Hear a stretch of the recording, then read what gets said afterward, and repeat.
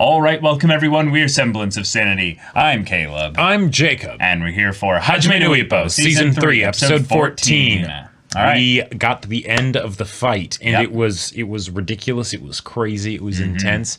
And, Ryuhei got sent out on a stretcher. Yep. Got to stare up at the moon and be like, well, shit. He has a lot to think about. Uh-huh. Sendo told him a lot, and it was really cool seeing him basically give kind of a contrast to basically the way that their fists are, but the way that Ippo's fists give life. Yep. And something that, hey, it very well could for him. And that's exciting to think about, but that's his journey. Yep. Will he end up actually seeing Ippo at any point in this episode? We'll see. Yep. Are they going to shift focus here? Well, whatever happens, Ippo needs to take it easy now because he had a rough go of it. His legs are messed up. Yeah. And thankfully there was no serious career-threatening injuries, but that was more of him rolling really well in his Constitution saving throws. Exactly, and the fact that he didn't actually do it very much. For like 4 times, yes, but... So the DC wasn't that high. Yeah. But, y'all, without further ado, let's get into this. All right, everyone, now be sure to go check out the reaction portion of the video in the description below, then come back here for the discussion.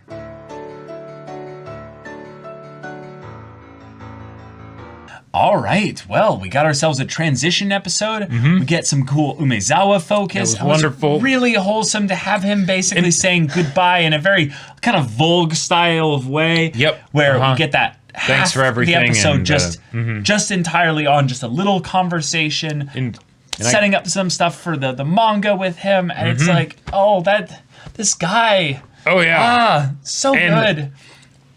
This episode really edged us out with the whole thing of like, all right, when are the tears coming? Like, because it's almost like this thing of like, we know you're choking him back right now. Yeah.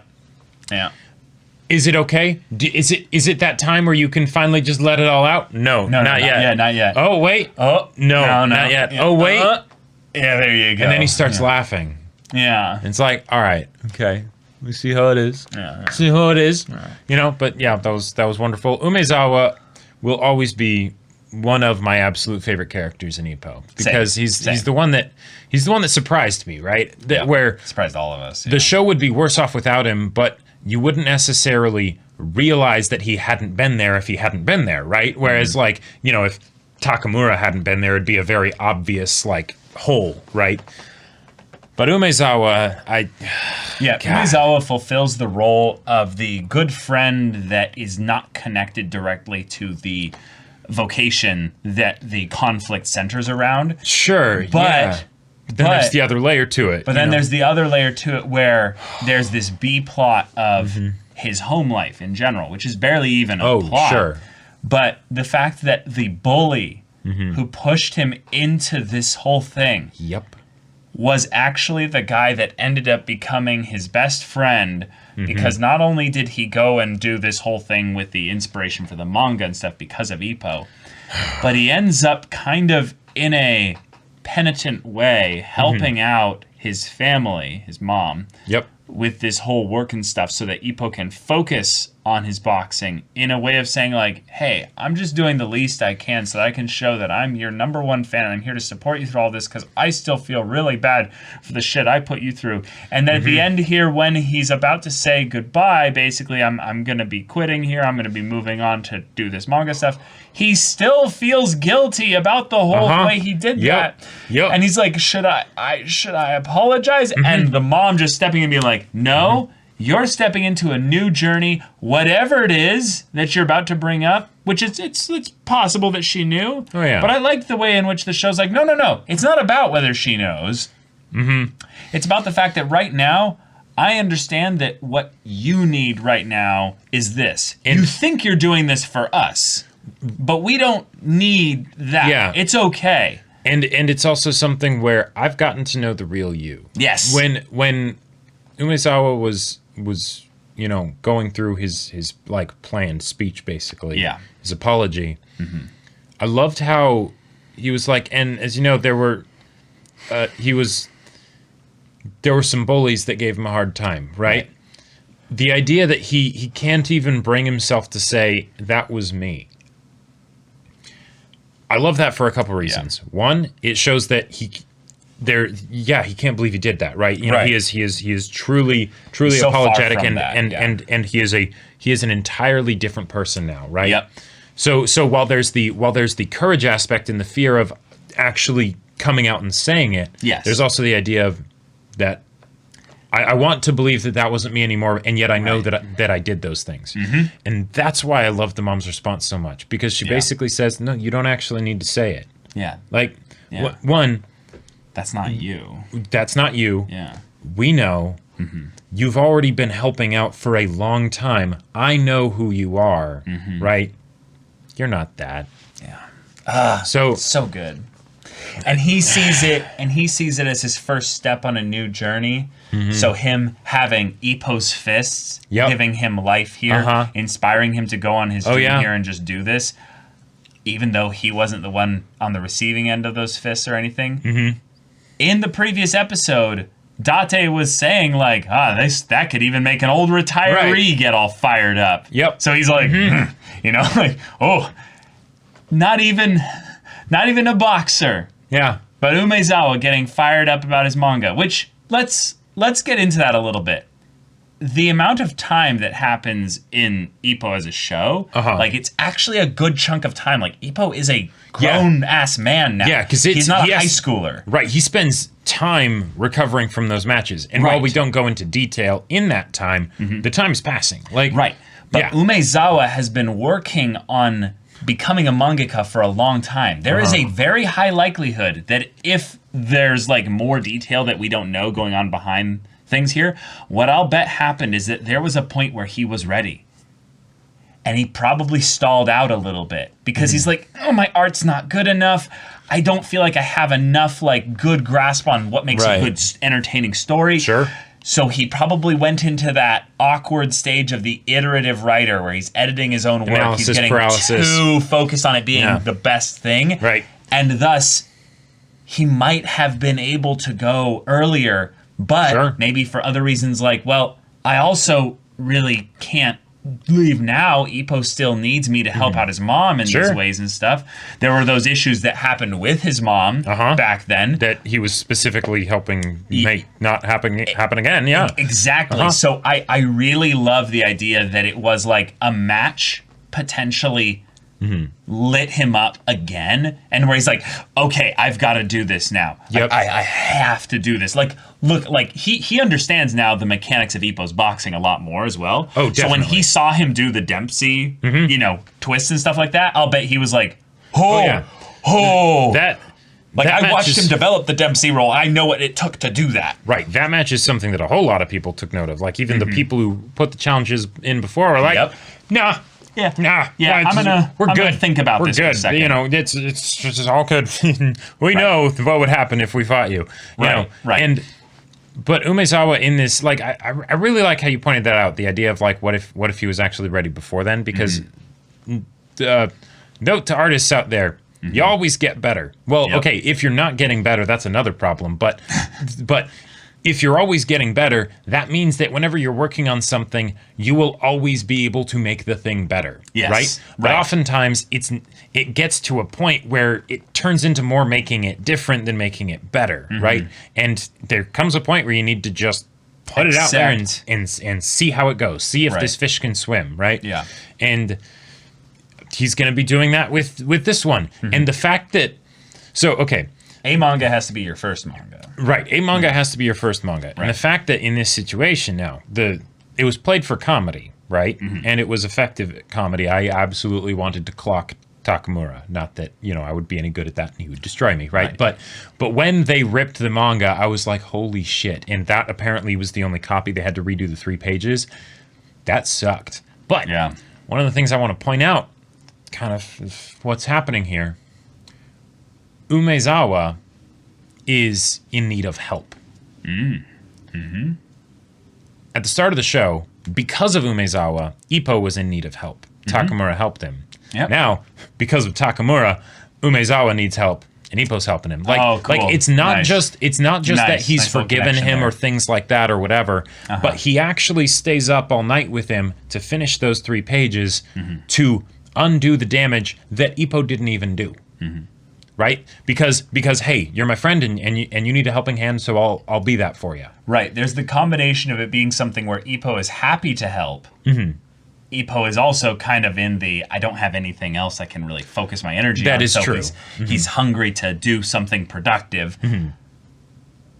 But also it's a thing of where, like, oh man, he doesn't know how to make manga. He has no real understanding of how to help. He just kind of wants to be around someone that's like doing something like that. So I almost feel like in some ways Ippo's getting some inspiration too. Yeah, Ippo is going to be his first and biggest fan. Right, and a true fan, not just like a pity fan or something. Right. The I'll send you a bouquet if it gets become a hit. Now I could see, yes, him sending a bouquet with no precedent could seem a little bit like he's just being like, hey, we're all good now, right? Right. So that's fair. And Aoki's is one that, you could appreciate no matter what. Probably, yeah, of course. But that is something that's big for Ippo as a character to say to Umezawa, is that Umezawa made this manga probably because he was excited and inspired by Ippo. Yep.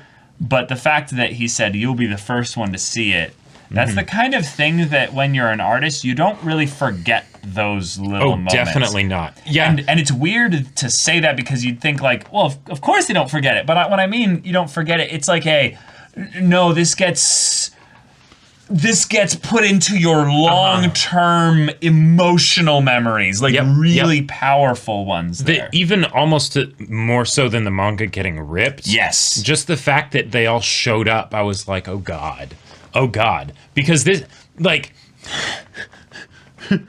when you do something artistic like that, you're pouring your soul into it, right? That is a very intimate thing to share with somebody, right? Especially when it hasn't gone through the process of refinement, right? Yeah. And of course, I'm sure he really did a lot of refining on his own and everything, but it's different when like it's ready then for like shipping to the masses, you know, versus like, hey, I did this thing and I really think it's good, you know, like, would you look at it? Right. Like that's the I just gave birth to this new baby, brand new baby. Who do I invite to hold the baby right after it's born? Like, you know, and then a bunch of bumbling other people come into the room and it's like, oh, you weren't invited. Right. Yeah. And having this moment be like a very slow, drawn out, you know, lots of little flashbacks and stuff like that scene, that's really big emphasis on this is a huge chapter turning for multiple characters' lives here, and this is how it's going to directly affect Ippo, but more so just like realizing that, like Volg in a lot of ways, Ippo will have to say goodbye to a lot of things and people as he potentially moves forward in his next new stage as well. So Umezawa is never going to stop being your biggest fan, Ippo.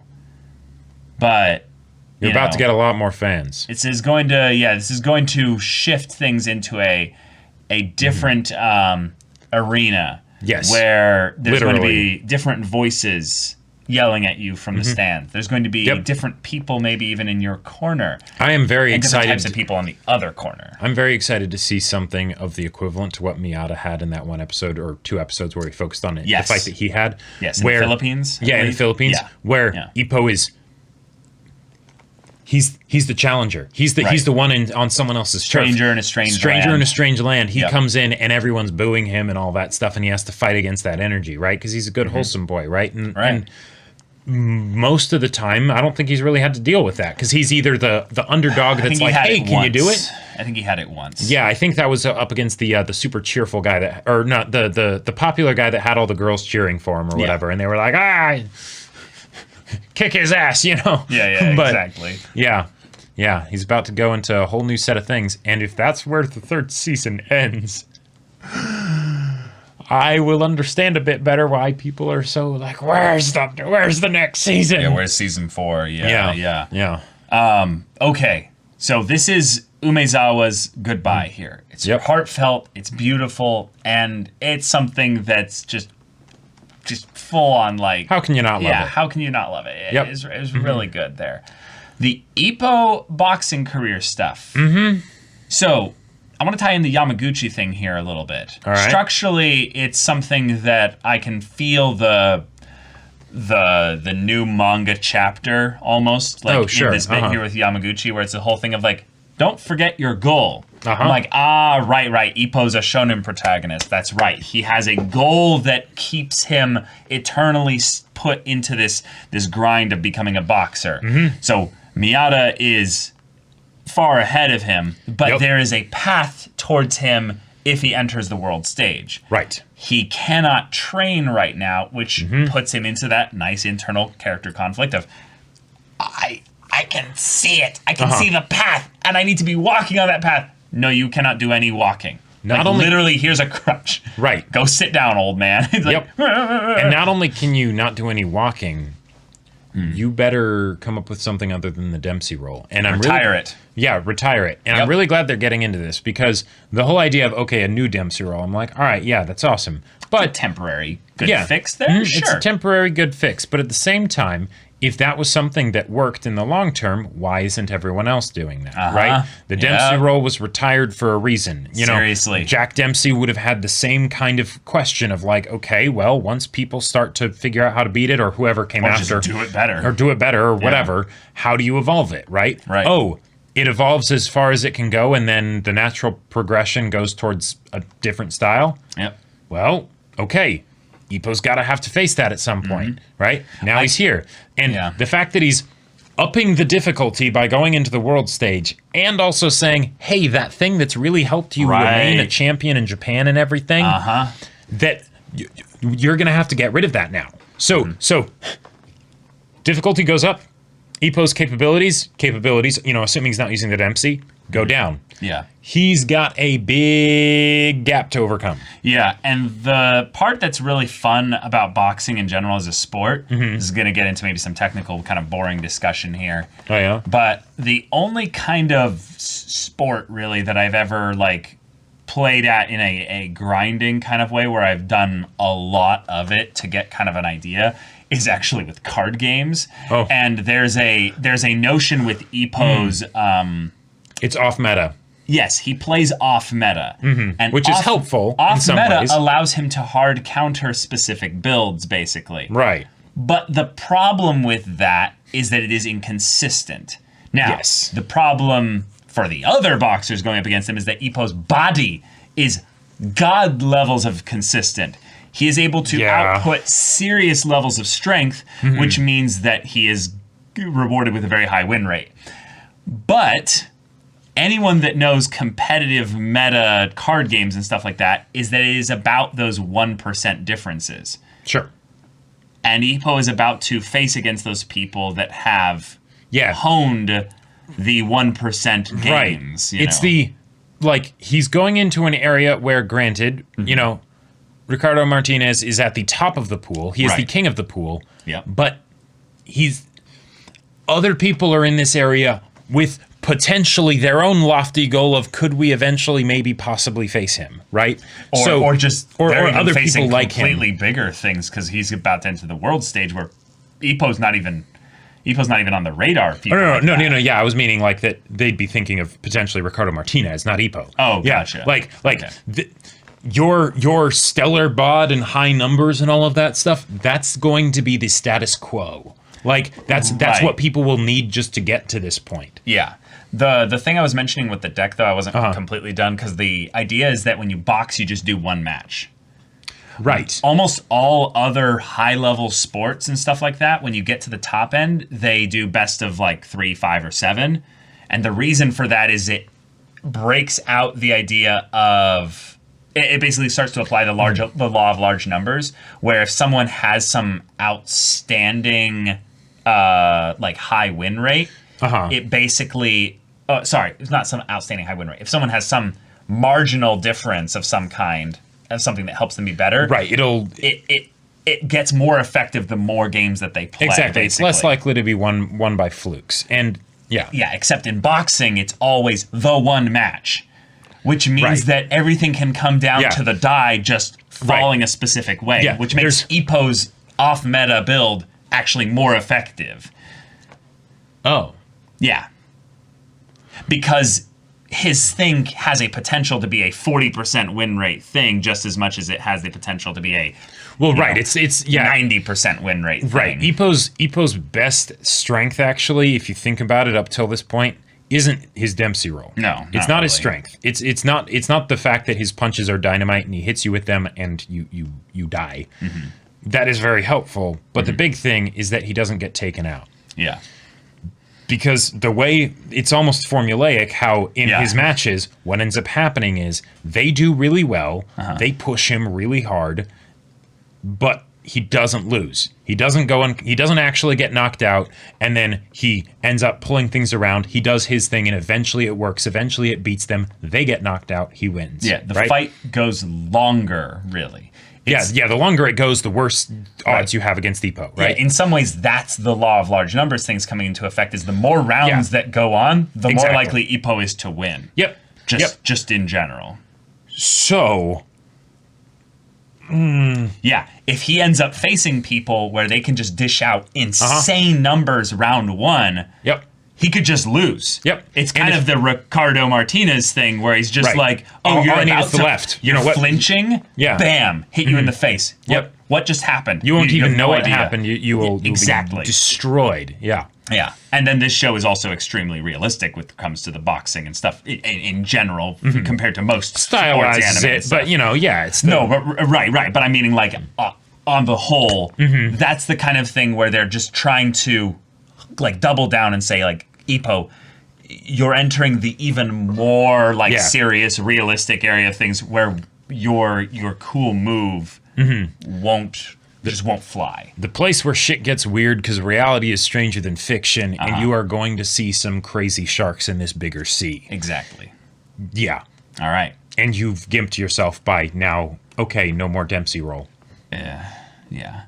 Good luck. With the OP kind of giving us an idea that Takamura is next on the like against general Boy, big fight kind of side of things. I like that because then it's a world stage level fight that will then have Takamura facing against someone who Ippo is like, well, this is not my weight class, of course, but I can see what kind of general meta is accepted because that has to transcend weight class a little bit. Yeah, a fair amount. Yeah. A fair amount. Yeah. I'm guessing that person is just going to be the world champion at the next higher up weight class. Like, I mean, it's not really necessarily relevant to this episode because this episode was a, transition one, but. Yeah. If anything, Takamura's desire to move up into bigger weight classes. He might not be able to go straight to the next world champion. Exactly. Yeah. He might have to play against the number 7. Number 5 or exactly. Do a couple matches to then get to that point. Right, because I mean, it's going to take time for him to get bigger as well. Yeah, you can't put that weight on in 2 days. Yeah, weirdly enough, it might be more painful to get smaller, but it is harder, I would say, time-wise, to just get bigger. Although that is his natural state, so hopefully it won't take too long. That is true. And I wouldn't be surprised if that was how they... Because one of the things... That's how they start it a little bit? Well, sure, but then also... given the fact that we're coming up on the end of the show of what's released right now, and Ippo is now moving into a new stage, I was kind of curious of like, okay, how are they going to cover that new stage in season 3? Maybe they'll end it with his fight with Miata. That would be a very fitting place to end it. That would be He's awesome. in the world stage. There's still a lot of stuff left to do, but there you go, right? Yeah, the problem is there's just not that many episodes left in this season. There aren't very many episodes left in this season, but the other thing I was thinking is that, hey, that could, if we do transition back to Takamura for a bit, that could be a way to make it so that we're not interrupting Ippo's journey, you know, in the world stage, but still have a good place to end it. Right, we could give a good 5 episodes to a Takamura-focused, like, mini arc of a box or something like that. But I could also see it be a thing that, it's like, this is the Ippo focus we're getting right now. And then they transition slowly into, okay, world stage, the boys may be getting on a plane, and like going to another Slice country. Of life, crazy comedy antics in another country. There's so much fun you could get into just with that, where it's Ippo focused, but also just the boys squad, No, watch, we just redo all of the stuff of Hawk's introduction, but it's Takamura going to another country. And he's Hawk equivalent. Yeah. That actually does feel like something that would make sense for him to do. And we could see if he's learned just by having fought Hawk that, it's something where, He's doing a tamer-ish version. Jacob's got the biggest X to doubt. Like, well, I mean, tamer. It's like that will probably be technically accurate, but like how much? Like not by much. Right, Not exactly. By much. Yeah. Hey, at the very least, he'll be going with Aoki and Kimura, which means that if they're sharing like a hotel or something like that. Oh no, they will bunk up in a different room. Like they'll be like, no. Well. Yeah. They might even be on like celibacy protection squad duty or something. Yes, yeah, possibly. Like, I would not be surprised. I was like, and he must stay in his hotel room. I don't want to see any girls. He actually just getting takes out this big metal cod piece and locks it and then throws away the key. That way Takamura is just this testosterone juiced like horny and angry raging. Takamura shows up with the belt. He takes off the belt and reveals the cod piece, and it's just like it's erect or what have you, and he's just like, ugh. Yeah, and they're like, what the hell is this? And he's like, don't worry, I'll take this off too.